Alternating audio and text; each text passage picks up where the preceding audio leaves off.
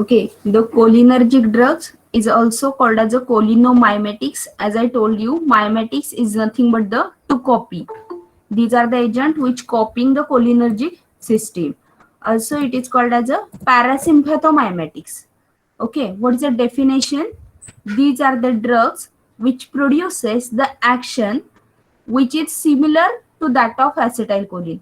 म्हणजे जे काही कोलिनोमायमॅटिक्स ड्रग्ज आहेत, कोलिनर्जिक ड्रग्ज आहेत, तर ते ड्रग्ज म्हणजे काय, तर ते अशी ऍक्शन प्रोड्यूस करतात that action is similar to acetylcholine. How it will be producing the action? Either they are directly interacting with the cholinergic receptor as a cholino agonist. म्हणजे ते ड्रग काय करतात, दोन पद्धतीने ऍक्शन दाखवतात. पहिली पद्धत कुठली, तर एक तर ते जातात ऍसिटाइलकोलिनच्या रिसेप्टरला बाइंड होतात आणि सेम ऍसिटाइलकोलिन सारखी ऍक्शन दाखवतात. Okay, these are the direct acting. And second, some agents are blocking the choline esterase enzyme. मग choline esterase enzyme what it is doing? It will be destructing the acetylcholine. Okay, cholinesterase एन्झाईमला काय करतात, हे agent जाऊन block करतात. मग choline इस्ट्रेजला block केल्यामुळं काय होतं, तर ऍसिटाइलकोलिन जे आहे ते फ्री अवेलेबल होतं at a receptor site. All of understood. म्हणजे कोलिनोमायमॅटिक्स एजंटचं एम काय आहे, तर ऍसिटाइलकोलिन सारखी ऍक्शन प्रोड्यूस करायची. मग काही एजंट काय करतात, डायरेक्टली ऍसिटाइलकोलिनच्या रिसेप्टरला बाइंड होतात आणि सेम ऍसिटाइलकोलिन सारखी ऍक्शन दाखवतात. त्यांना आपण म्हणतो कोलिनर्जिक अगोनिस्ट. आणि काही टाईपचे ड्रग असे आहेत की ते ड्रग ऍसिटाइलकोलिनचं डिस्ट्रक्शन थांबवतात. त्यामुळे काय होतं, ऍसिटाइलकोलिन आपल्याला जास्त अवेलेबल होतं ऍट अ रिसेप्टर साइट. आणि ultimately what we are we got the parasympathetic effect. All of you understood the two mechanism. Then what is the example? The acetylcholine and the muscarine. These are the cholinomimetics agent. Then your first classification from the pharmacology, it is a drugs which is used as a parasympathomimetics. The drug is that the first category, as we are studied, the cholinergic agonist. Okay, what are the cholinergic agonists? These are the agent which are having the directly binding with the acetylcholine receptor and producing the cholinomimetic effect. Example are again these are classified into two categories. First category, it is a ester of choline. म्हणजे हे असे drug आहेत जे कोलिनचे ester आहेत. Example acetylcholine, methacholine, carbachol and the bethanechol. हे इकडच्या साईडला एक्झाम्पल दिलेले काय आहेत, तर ड्रग आहेत, ही ड्रगची नावं आहेत. Clear. Then second class is a cholinomimetics alkaloid. म्हणजे असे ड्रग्ज आहेत की जे अल्कोलॉइडल फॉर्म मध्ये अवेलेबल आहेत. Example is muscarine, nicotine and the pilocarpine. Okay, these are the agents which are available as a alkaloidal form. Then second class used in a parasympathomimetics is choline esterase inhibitor. Okay, it is also called as a anticholine esterase. Again, that second class is categorized into two subclasses. First class, it is a reversible inhibitor.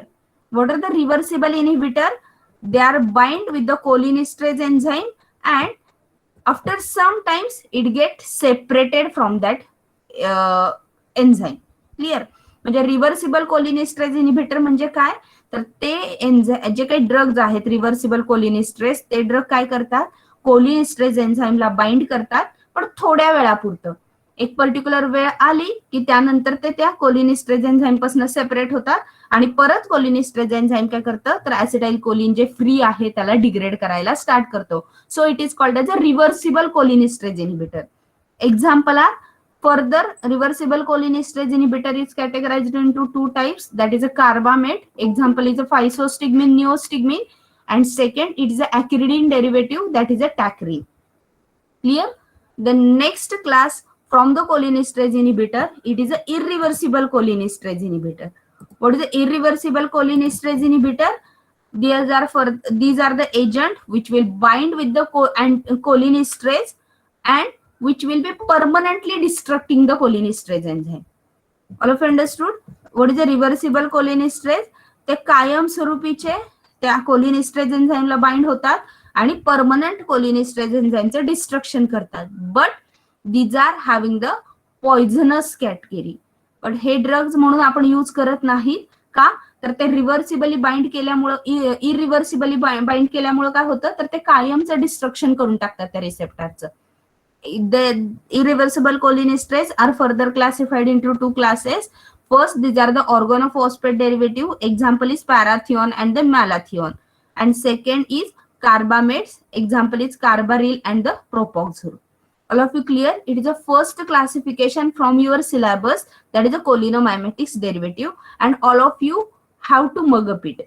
तुम्हाला हे पाठ करावं लागतं classification along with the example. Minimum 2 example is necessary in each classification, and in your exam, in whole your pharmacy career, that classifications are important. Clear? Then we will study one by one class.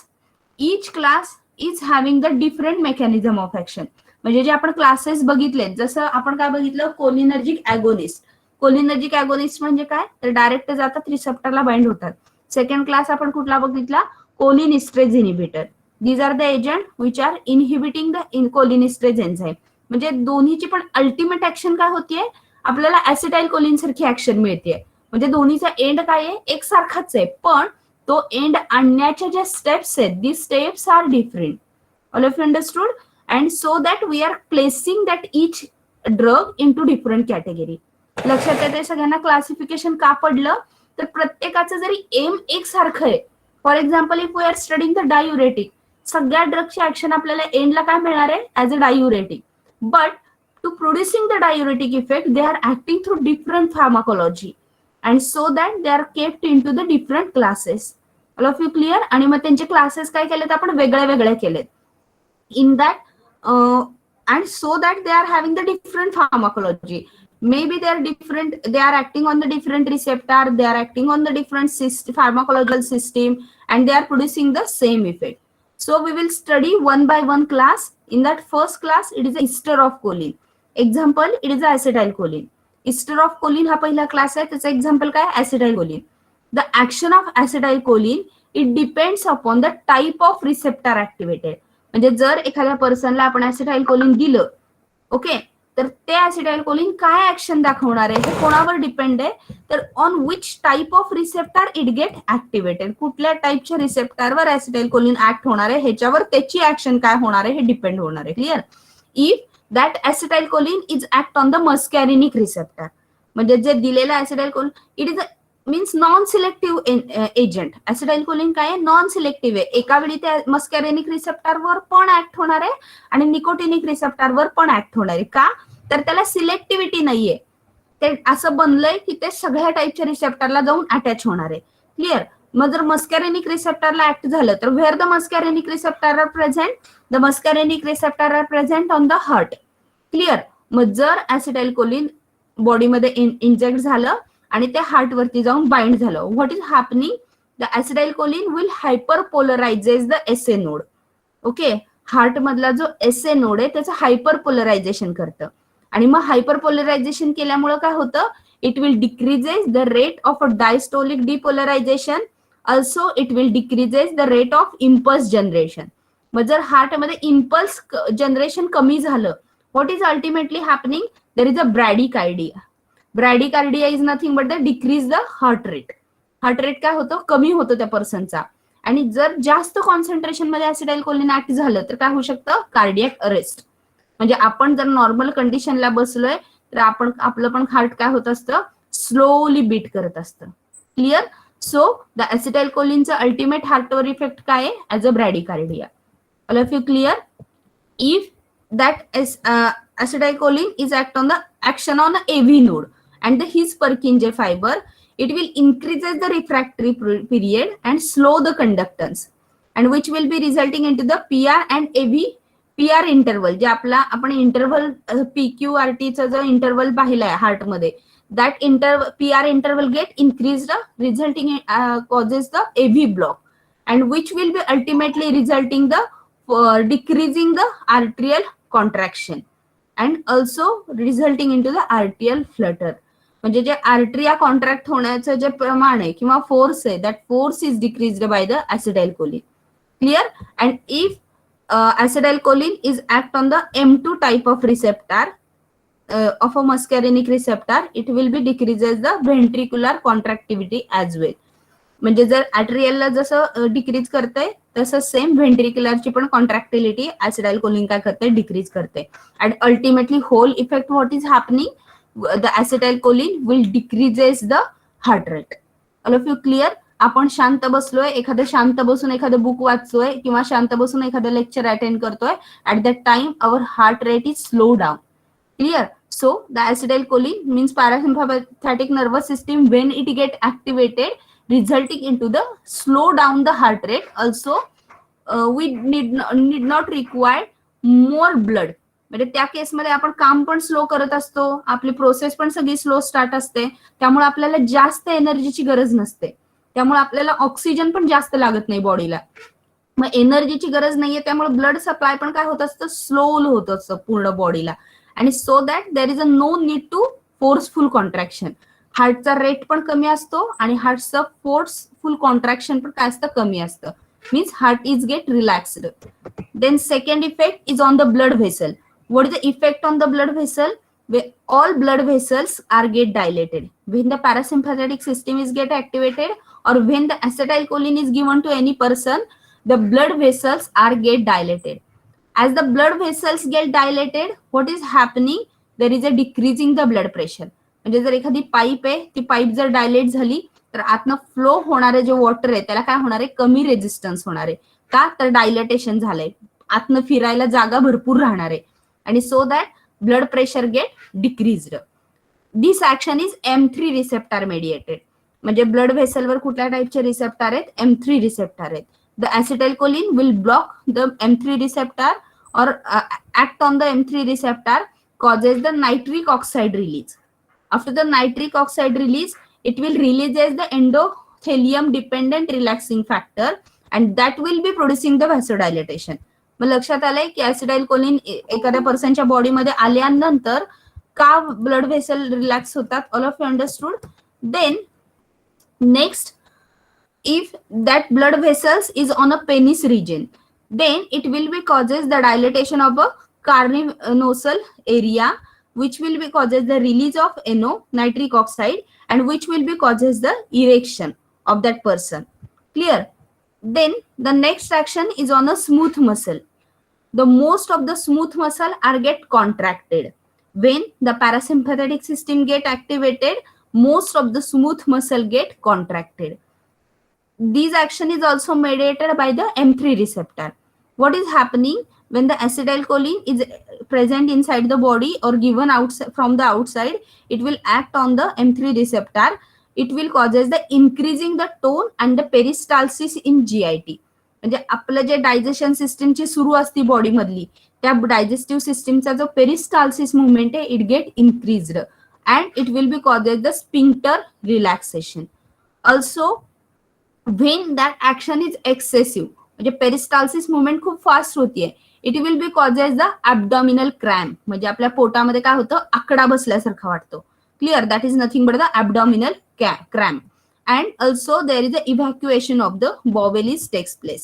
The peristalsis increased in the ureter and dentor muscle get contracted, which will be resulting into the bladder trigone, and sphincter get relaxed, and which is causes the voiding of the bladder. म्हणजे सगळे युटेरसचे जे agents आहेत ते डेंटॉर muscle जो contract होतो, then bladder and trigone the sphincter आहे, it get relaxed, producing the voiding of the bladder. Then the smooth muscle, if that smooth muscles are the bronchial region, म्हणजे जर लंग्सच्या तिथले रिजन वरती muscle असतील तर it will be causes the constriction. आणि जर आपली रेस्पिरेटरी ट्रॅक जर कन्स्ट्रिक्ट झाला, what is happening, there is a difficulty in the breathing. म्हणजे जर नॉर्मल सिच्युएशन मध्ये कॉन्ट्रॅक्शन आहे तर it is okay, but there is a more contraction is takes place, then there is a dyspnea, means difficulty in the breathing, and precipitation of the attack of asthma. म्हणजे कधी कधी मग ते access झालं तर त्या पर्सनला काय होऊ शकतं, तर अस्थमाचा अटॅक येऊ शकतो. Clear? The next action of the acetylcholine is on the gland. This action is mediated by the M3 receptor. It which causes the secretion of the all parasympathetically gland get increased. म्हणजे जेव्हा जेव्हा कधी ऍसिडाइल choline activate होतं बॉडीमध्ये, किंवा parasympathetic nervous system get activated, then there is increase the all secretion of the gland. म्हणजे आपल्या बॉडीमधले सगळे सिक्रिशन्स काय होतात, वाढतात. एक्झाम्पल कुठले कुठले secretion, sweating, salivation, lacrimation and gastric secretion. म्हणजे जे आपल्या बॉडीमधलं जे सलायवेशन आहे, जे गॅस्ट्रिक सिक्रिशन आहे, जे स्वेटिंग आहे, that is get increased. Then secretion of the milk and bile is not affected. But जे बाईलचे सिक्रिशन आहे, slides are visible? No ma'am. कधी सांगणार मॅडम? कधीपासून स्टॉप झाले. आता स्टॉप झालं का?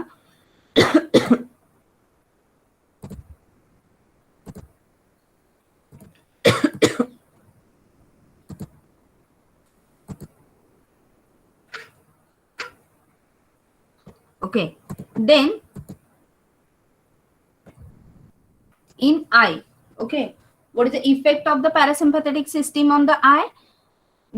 In eye there is a contraction of the circular muscle of the iris and produces the miosis. Miosis is the condition when our eyeball get constricted. Clear? म्हणजे आपले जे बुबुळ आहेत डोळ्याचे ते काय होतात तर बारीक होतात. Clear? That is called as a meiosis. Decrease the diameter of the pupil is called as a meiosis.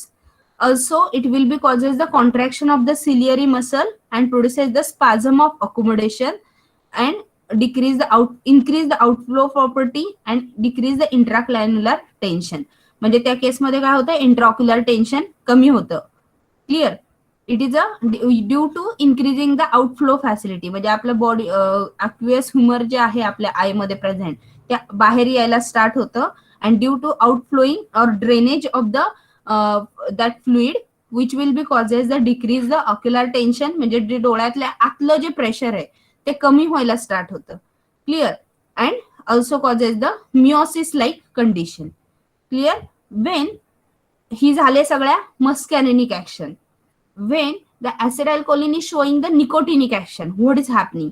Where the nicotinic receptor are present? The nicotinic receptor are present on the autonomic ganglia and the skeletal muscle. What is the effect on the autonomic ganglia? The both sympathetic and parasympathetic ganglia get stimulated. म्हणजे जेव्हा ऍसिटाइलकोलिन आपल्या बॉडीमध्ये release होतं त्यावेळी sympathetic आणि parasympathetic ganglia काय होतात, stimulate होतात.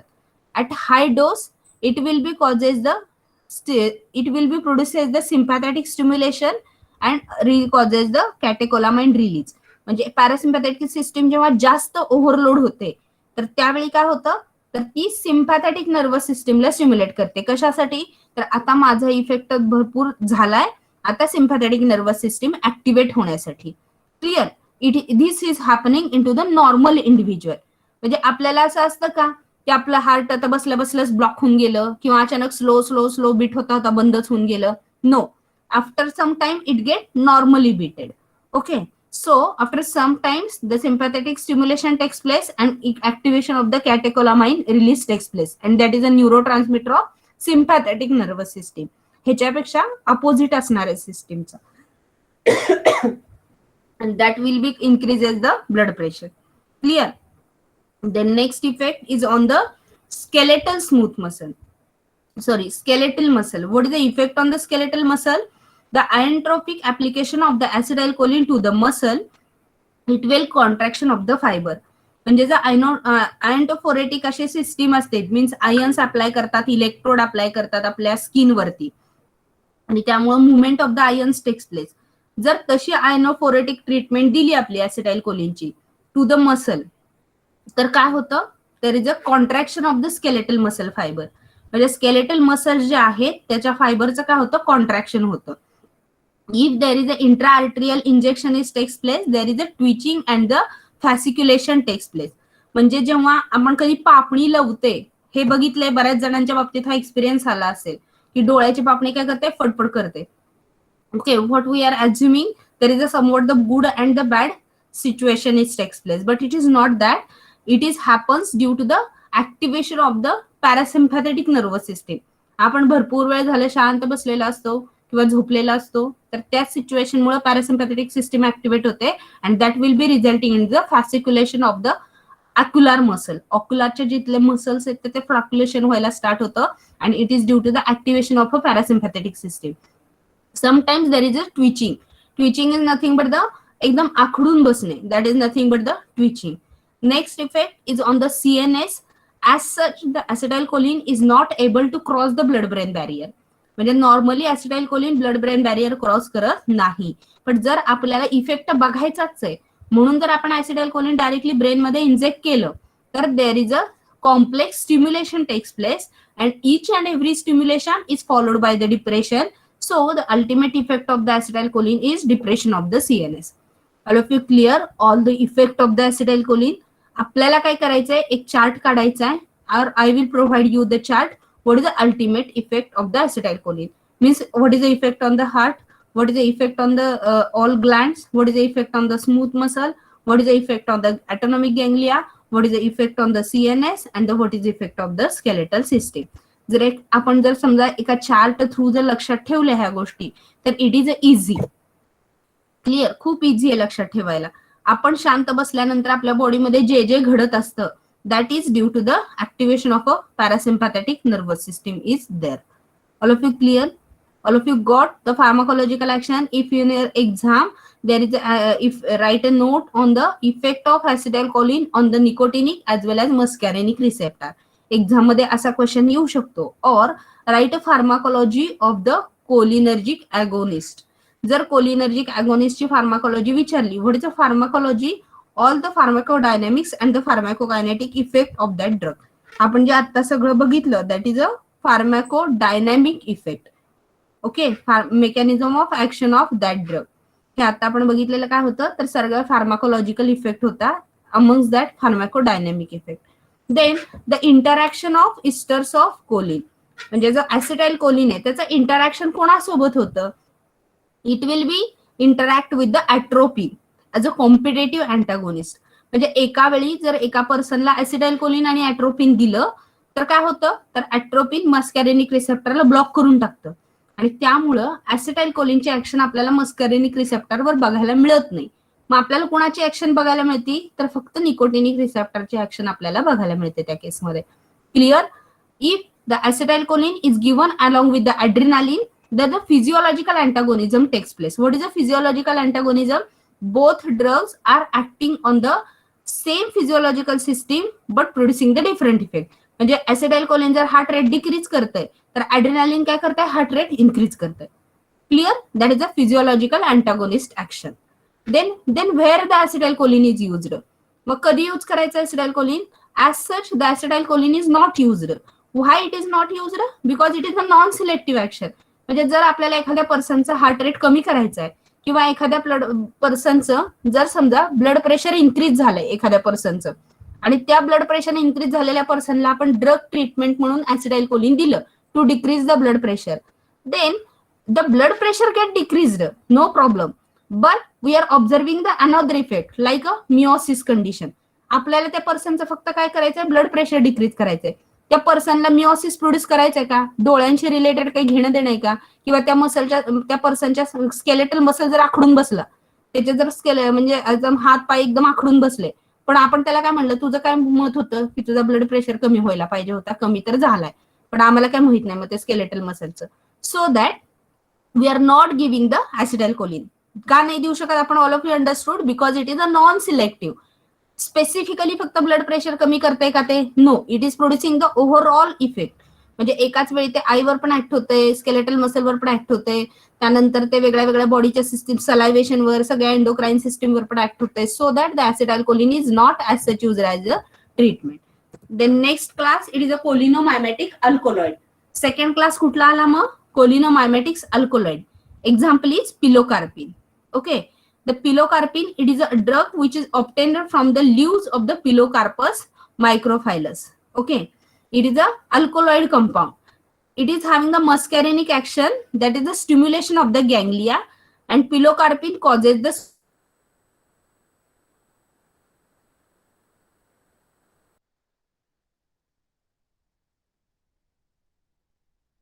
sweating, salivation, and increasing all the secretion. At a small dose, it causes a decrease of blood pressure. Why there is the action due to the ganglionic stimulation. मग मगाशी ganglionic stimulation मध्ये आपण काय study केलं? At a particular time, the acetylcholine will decrease the blood pressure. Afterward, it will stimulate the sympathetic system and causes the increasing blood pressure. Clear? When the pilocarpine is applied to the eye, causes the penetration of the cornea and produces the miosis. Ciliary muscle get contraction and the decreasing the ocular tension. So it is used in a treatment of glaucoma. बऱ्यापैकी लोकांनी पिलोकार्पिनच्या eye drops बघितले असतील. कशासाठी असतात? तर डोळ्यामध्ये जे aqueous pressure वाढलेलं असतं आपल्या inside ocular pressure, that to reduce that pressure the pilocarpine eye drops are available in a market. का अवेलेबल आहे? Because these are the ocular selective. Eyes मध्येच ड्रॉप टाकतात, त्याच्यामुळे तिथल्याच रिजनवर ते ऍक्ट होतात. Clear? Then next class, it is a choline esterase inhibitor. Okay, it is a second major class. दुसरा इम्पॉर्टंट क्लास आहे. पहिला कुठला? Cholinergic agonist. आणि दुसरा इम्पॉर्टंट क्लास कुठला? तर anti choline esterase or choline esterase inhibitor. What is a choline esterase inhibitor? These are the agents which inhibit the choline estrase and protect the acetylcholine from the hydrolysis. Choline estrase inhibitor हे असे agents आहेत, ते काय करतायत? Inhibit करतायत. त्याच्या नावातच आहे. कुणाला इनहिबिट करतात? कोलिन इस्ट्रेजला. मग कोलिन इस्ट्रेज कोण आहे? तर choline esterase will causes the hydrolysis of acetylcholine and due to that the action of acetylcholine get decreases. So after the blocking the choline estrase enzyme, we will protect the acetylcholine from the hydrolysis. Clear? Choline estrase inhibitor शेवटी M काय आहे त्याचं? ऍसिटाइलकोलिनचं concentration वाढवणं. पण ते कुठल्या मेकॅनिझमने act होत आहे? They will bind with the choline esterase enzyme and hence it will protect the hydrolysis of the process of acetylcholine and acetylcholine get into the free form. As we had studied earlier, it will classified into two subclasses: reversible cholinesterase inhibitor and the irreversible cholinesterase inhibitor. Clear? Then what is the chemistry of the cholinesterase? The anticholinesterase enzymes are the ester of carbamic acid or the derivative of the phosphoric acid. Okay, म्हणजे जे पॉइझन्स आहेत शेतामध्ये जे फवारणी करायला वापरतात, okay, जे OPC compound, that compounds are nothing but the cholinesterase inhibitor. त्यामुळे काय सांगतात? एकदम नाकाला वगैरे पॅक करून त्याची फवारणी करायची. What is there? That will be increasing the acetylcholine concentration inside the insect. आणि त्यामुळे काय होतं? त्यांचे स्केलेटल मसल आखडून बसते आणि मग ते इन्सेक्ट पण जे झाडाला पकडून बसलेले असतात तर ते लूज होऊन खाली पडून जातात. It is a mechanism. Clear? In the carbamate derivative, these are the structural compound. Most of the OPC compound are the lipid soluble, but exception is a ecophthiot. It is a water soluble compound. Then what is the mechanism of action? Anticholinesterase, example is carbamate and phosphate. It will react with the cholinesterase enzyme. म्हणजे हे जे agent आहेत irreversible and irreversible cholinesterase inhibitors, that enzyme will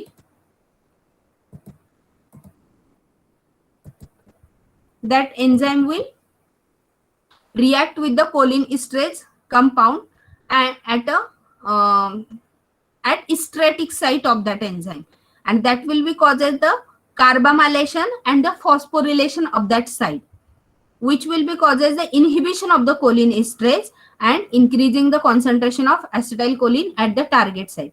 म्हणजे एकदम simple मेकॅनिझमनी काय होतं? Carbamate किंवा phosphate derivative आहेत ते जातात कोलिनेस्ट्रेज एन्झाइमला बाइंड करतात. कोलिनेस्ट्रेज एन्झाइमला बाइंड केल्यामुळं त्या साइडचं कार्बामायलेशन किंवा फॉस्फोरिलेशन होतं आणि ते झाल्यामुळं कोलिनेस्ट्रेज एन्झाइमचं काय होतं? इनहिबिशन होतं. आणि after the inhibition of cholinesterase enzyme, the acetylcholine concentration is increased in a target site. If the bounded cholinesterase is acetylated, म्हणजे जर समजा बाउंड झालेलं कोलिनेस्ट्रेज एन्झाइमचं ऍसिटायलेशन झालं, it will B free in a millisecond in contact with a water. मग जर ते ऍसिटायलेटेड compound जर वॉटरच्या contact मध्ये आलं तर ते पटकन मिलीसेकंड मध्ये फ्री होऊन जातं. Means we don't got the action of cholinesterase inhibition. And if that action, it is a carbamylated, that is a reversible. When contact with water, it will B releases bond slowly. But जर कार्बामेलेशन झालं तर रिव्हर्सिबलच process आहे, पण ती कशी होतीये, slowly release होतीये. But if that site binding it get phosphorylated, म्हणजे जर त्या ड्रगचं आणि त्या कोलिनेस्टरेज एन्झाईमचं जर फॉस्फोरिलेटेड बाइंडिंग झालं तर that will be not react with the water and so that it will B form the permanent bonding. आणि त्यामुळं काय होतं, परमनंट बॉन्डिंग होतं. Clear? Then what is the pharmacological action? The action of the anticholinesterase are similar to that of a cholinergic agonist because the concentration of acetylcholine is increases in both cases. म्हणजे जे काही आपण action बघ आहेत ह्याच्या कोलिनो means अँटीकोलिनिस्ट्रेज एन्झाईमच्या, तर त्या same action कुणासारख्या आहे, तर ऍज दॅट ऑफ ऍसिटाइलकोलिन. म्हणजे हार्ट रेट काय करणार आहे, कमी करणार आहे. हार्टचा फोर्स ऑफ कॉन्ट्रॅक्शन काय करणार आहे, कमी करणार आहे. जे काही एंडोक्राईनचे सगळ्या हे जे हॉर्मोनल सिस्टीम्स आहेत तर त्याचं सगळं सिक्रिशन काय होणार आहे, ग्लँडचं वाढवणार आहे. मग हे इफेक्ट सगळं सेम का बघायला मिळतं आपल्याला, तर कोलिनिस्ट्रेज इनहिबिटर एजंट अल्टिमेटली काय होत आहे, तर it will increases the concentration of acetylcholine and due to the increasing the concentration of acetylcholine we got the same pharmacological action which is produced by the cholinergic agonist system. All of you understood? लक्षात येते सगळ्यांना? अँटीकोलिनिस्ट्रेज काय करतंय, तर same pharmacological action दाखवते. कुणासारख्या, तर cholinergic agonist सारख्या. मग का बरं सेम फार्माकोलॉजिकल ऍक्शन दाखवते, तर cholinergic agonist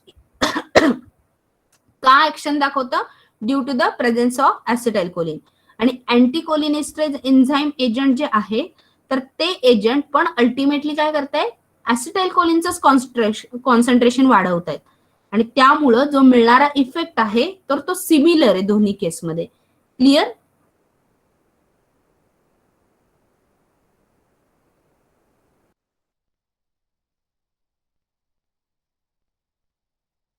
all of you got? As the anticholinesterase enzyme is not penetrator and it will stimulate the ganglia. At a high dose, it will be causes the persistent depolarization of the ganglionic nicotinic receptor and blockade of the transmission is takes place. Then what is the effect on the CVS? Cardiovascular system वरती काय effect होतो, तर this effect is complex. Sometimes it will be causes the bradycardia and due to the ganglionic stimulation it will be produces the increase the heart rate.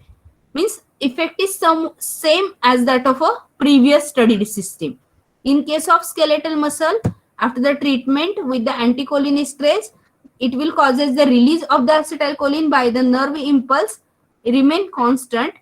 More acetylcholine bind to same receptor, activation of a prejunctional fiber, repetitive firing is takes place and which will be producing the twinching and the fasciculation effect. म्हणजे जसं मगाशी बघितलं तसं जास्त concentration मध्ये treatment झाली तर जास्त ऍसिटाइलकोलिन त्याच्या रिसेप्टर साईटला अवेलेबल असतं, जास्त ऍसिटाइलकोलिन जास्त रिसेप्टरला बाइंड होतं, त्याच्यामुळे काय होतं तर रिपिटेटिव्हली फायरिंग होतं. म्हणजे आपल्याला मसल कॉन्ट्रॅक्शन करण्यासाठीचा मेसेज कंटिन्युअसली येतो. त्यामुळे आपल्याला मसल कॉन्ट्रॅक्ट करायचं का रिलॅक्स करायचं हे समजतच नाही आणि त्यामुळे मसल काय होतं, फ्लक्च्युएशन ट्विचिंग होतं, त्या मसलचं लव करायला लागतं. Clear? All of you clear? Then what are the other effects? The stimulation of the smooth muscle, ganglia, GIT, respiration and the urinary tract and in eye, which will be increases the all secretion as like a same acetylcholine. Clear? It is a pharmacological chart of the all drugs which is act as a anticholinesterase inhibitor. Okay, then what is the precaution? The anticholinesterase contraindicated in the 6 sinus, म्हणजे जे काय आर्ट्रियाचा disease आहे, सायनो arterial nodal disease आहे, त्या केसमध्ये anticholinesterase agents are contraindicated. Why? Because these are the very potent derivative and slightly increasing the dose causes the heart block. So त्या केसमध्ये heart डिफेक्टच्या केसमध्ये अँटीकोलिनिस्ट्रेज ड्रग हे देत नाहीत. It will be not used in a hypotensive state. Already एखाद्याचा blood pressure कमी आहे तर त्या केसमध्ये आपण अँटीकोलिनिस्ट्रेज डेरिव्हेटिव्ह देत नाही. It is used in care in a peptic ulcer, asthma, COPD and the seizure patient. म्हणजे जर युजच करायचंय कुणाकुणामध्ये, ज्याला पेप्टिक अल्सर आहे, ज्याला अस्थमा आहे, ज्यांचा कंजेस्टिव्ह ऑब्स्ट्रक्टिव्ह पल्मनरी डिसीज आहे. Okay, chronic obstructive pulmonary disease म्हणजे लंग्स रिलेटेड डिसीज आहे, किंवा ज्या पेशंट्सला फिट येतात, तर अशा पेशंटमध्ये खूप केअरफुली आपल्याला अँटीकोलिनिस्ट्रेस डेरिव्हेटिव्ह द्यावे लागतात. का तर स्लाइटली जर डोस इन्क्रीज झाला तर ह्या सिच्युएशन मध्ये काहीतरी सिरियस होऊ शकतं. Then what are the uses of anticholinesterase agent? मग कुठं यूज करायचं ह्याला? It is used as a miotics. Also, it is used in treatment of myasthenia gravis. It is used into the post-operative paralytic ileus. It is used in a post-operative deurinization, then curarization. Then it is used in a cobra bite. It is used in a belladonna poisoning. Also in other overdose drug and Alzheimer disease. ह्या वेगळ्या वेगळ्या situation मध्ये ह्याच्या सगळ्याच्या ट्रीटमेंटसाठी आपण काय करतो तर anticholinesterase enzymes are used. How it is used? As a meiotics, as we had studied the earlier, in case of glaucoma, there is increasing the intraocular pressure. डोळ्यांमधलं जे इंट्राऑक्युलर प्रेशर आहे ते ग्लायकोमाच्या सिच्युएशन मध्ये वाढलेलं असतं. ते प्रेशरचं ड्रेनेज करण्यासाठी म्हणजे accumulate झालेलं फ्लुइड ला जर जागा करून दिली तर ते फ्लुइड काय होतं, निघून जातं. And due to that there is a decreasing the pressure. And in that condition, we are using the anticholinesterase derivative. Then, in treatment of myasthenia gravis, what is the myasthenia gravis? Amongst you, anyone are known which of the various great personalities suffered from the myasthenia gravis? अशी कुठली आपल्या आतापर्यंत आपल्या बघण्यातली great personality आहे की that number of peoples are suffering from the myasthenia gravis, but one of the great person which is suffered from the myasthenia gravis. Now he will be treated, but who is that? Anyone will know? तुमच्यापैकी कुणाला माहिती आहे who is that? The one of the great actor, that is Amitabh Bachchan. He was suffered from the myasthenia gravis. What is the myasthenia gravis? The myasthenia gravis, it is an autoimmune disorder. What is happening? It is affected amongst the one person around the 1,000 population. म्हणजे 10,000 लोकांपैकी एखाद्या पर्सनला हा myasthenia ग्रॅव्हिस होऊ शकतो. What is happening in that? It will be causes the developing of the antibodies for the nicotinic receptor at the muscular end plate. म्हणजे आपल्या बॉडीमध्ये असणारे जे निकोटिनिक रिसेप्टर आहेत तर त्या निकोटिनिक रिसेप्टरच्या अगेन्स्ट आपल्या बॉडीमध्ये अँटीबॉडी तयार होतात. म्हणजे आपल्या बॉडीमध्ये प्रेझेंट असणाऱ्या अँटीबॉडीला आपलेच रिसेप्टर आहेत हे ओळखायला येत नाही. त्यांना वाटतं काहीतरी फॉरेन पार्टिकल आहे आणि त्यामुळे आपल्या बॉडी अँटीबॉडीज आपल्या निकोटिनिक रिसेप्टरला डिस्ट्रक्ट करायला स्टार्ट करतात. आणि so that the decreasing the NM receptor takes place at the neuromuscular junction and which will be causes the weakening and the fatigability on the repeated activity. म्हणजे त्यामुळे काय व्हायला लागतं तर आपले जे स्मूथ म्हणजे आपल्या ज्या बॉडीचं स्केलेटल मसल आहे तर ते स्केलेटल मसल आपल्या बोन पासून लूज व्हायला स्टार्ट होतात. म्हणजे आपल्याला स्ट्रक्चर कशामुळे आपल्या बॉडीला तर आपले स्केलेटल मसल फिट आहेत एकदम आणि ते स्केलेटल मसल कॉन्ट्रॅक्ट होतात पॉवरफुल. आपण एकदम हात घट्ट पकडून धरू शकतो. क्लिअर? आणि जर सपोज निकोटिनिक रिसेप्टर डॅमेज होत गेलं तर आपले मसल काय व्हायला लागतात, लूज व्हायला लागतात. There is a no any contraction power in that muscle and that is called as a myasthenia gravis. The neostigmine improve the muscle contraction by increasing the acetyl release from the prejunctional ending and causes the depolarization at the end plate. मग जर त्या पर्सनला आपण काय करतो तर निओस्टिग्मिन सारखे derivative देतो and that will be cured that person from the myasthenia gravis. What is the dose? 50 mg oral dose is used for the treatment of that person. Many times there is a corticosteroid is also used in a treatment of immunosuppressant action. म्हणजे जी hyper immunity झाली आहे तर ती immunity कमी करायची आपल्याला, म्हणजे त्यामुळे त्या रिसेप्टरचं डिस्ट्रक्शन होणार नाहीये, तर त्या केसमध्ये पण आपण कॉर्टिकोस्टेरॉइड यूज करू शकतो. Clear? What is the myasthenia gravis? All of you clear? Then what is the next treatment of the anticholinesterase agent? That is a post operative paralytic ileus. म्हणजे एखाद्या पर्सनचा आपण ऑपरेशन करतो. Okay, in that case we are giving the muscle relaxant. म्हणजे एखाद्या पर्सनचं operation करायचंय तर त्या केसमध्ये जर मसल्स एकमेकांना अटॅच आहेत, for example if we are having the elastic आहे आपल्याकडे छोटस, तर त्या छोट्या इलास्टिकला ऑब्झर्व करण्यापेक्षा जर ते इलास्टिक आपण ताणलं तर त्या केसमध्ये आपण त्याला नीड बघू शकतो. Same our muscles are continuously contracted, then we are giving during the operation period the doctors are giving the muscle relaxant. आणि मसल रिलॅक्संट दिल्यामुळे काय होतं तर मसल रिलॅक्स होऊन जातात आपल्या बॉडीचे.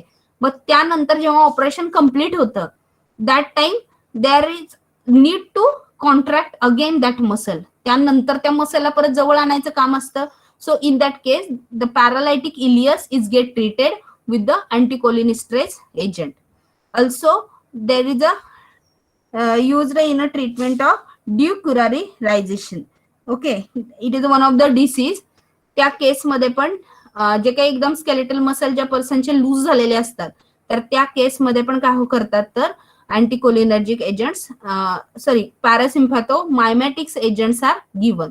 In case of cobra bite it is a snake venom. Okay, cobra म्हणजे काय एक स्नेक आहे, त्याच्या it is producing the curare like neurotoxin.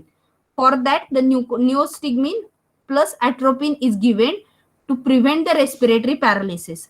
म्हणजे त्या पर्सनला रेस्पिरेशन पॅरालिसिस होऊ नये तर त्या केसमध्ये पण आपण त्याला अँटीकोलिनिस्ट्रेज एजंट पण देतो. Same in case of belladonna poisoning, if that person is suffering from the belladonna poisoning, जर बेलाडोना पॉइझनिंग झालंय त्या पर्सनला तर त्या केसमध्ये काय होतं तर ऍसिटाइल कोलिनचं कॉन्सन्ट्रेशन कमी व्हायला लागतं बॉडीमध्ये. मग ऍसिटाइल कोलिनचं कॉन्ट्रॅक्शन कमी व्हायला लागल्यामुळं काय होतं हार्ट रेट वाढतो, त्या पर्सनचं रेस्पिरेशन असतं तर ते फास्ट व्हायला स्टार्ट होतं आणि किंवा एकदम जे मसल्स सगळे आहेत तर ते एकदम सडनली रिलॅक्स होऊन जातात. तर that will be producing the difficulty. So in that case the doctors are giving the need to increase the acetyl choline concentration. त्या केसमध्ये डॉक्टरला ऍसिटाइल कोलिनचं कॉन्सन्ट्रेशन वाढवायचं असतं. So that the doctors are given the anticholinesterase agent. मग acetyl कोलिनचं destruction थांबवलं की ultimately ऍसिटाइल कोलिनचं कॉन्सन्ट्रेशन काय होतं वाढतं. इन अदर ओव्हरडोसेस, मग ज्या ज्या ड्रग्जमुळं ऍसिटाइल कोलिनचं कॉन्सन्ट्रेशन कमी होते चुकून ते ड्रग जर ओव्हरडोस मध्ये गेले, for example anti depressant like a antihistaminic derivative, in such cases if the overdoses takes place then there is a coma and the CNS depressant like situation. In that situation the doctor needs to give the anticholinesterase derivative. Clear? Then the next is Alzheimer disease. In treatment of Alzheimer disease the cholinesterase inhibitors are given. What is the Alzheimer? Alzheimer it is a progressive dementia. म्हणजे पर्सनला काय होतं विसरल्यासारखं होतं. Okay, त्या विसरल्यासारख्या situation it is a neuro degenerative disorder. त्या पर्सनचे न्यूरॉन्स काय होतात तर डिस्ट्रक्ट व्हायला स्टार्ट होतात आणि which will B also affect the cholinergic neurons in a brain. मग न्यूरॉन डिस्ट्रक्ट होता होता जे कोलिनर्जिक न्यूरॉन्स आहेत आपल्या ब्रेन मधले ते पण डिस्ट्रक्ट होऊन जातात आणि मग त्यामुळं त्या पर्सनचा ऍसिटाइल कोलिन डिफिशियन्सी येते ब्रेनमध्ये. आणि so that to cure that condition we are giving the cholinesterase inhibitor. म्हणजे आधीच ऍसिटाइल कोलिनचे न्यूरॉन डिस्ट्रक्ट होत चालले आणि त्यामुळं जर ऍसिटाइल कोलिन कमी पडायला लागलं तर ते ऍसिटाइल कोलिन वाढावं म्हणून आपण काय करतो ऍसिटाइल कोलिनचं डिस्ट्रक्शन थांबवतो. मग डिस्ट्रक्शन थांबवण्यासाठी आपण काय करतो तर cholinesterase inhibitors are given. All of you understood what is the uses, what are the treatment, what is the classification and what is the meaning of the cholinomimetics derivative. All of you understood? Anyone have any doubt? All of you understood? Yes, ma'am.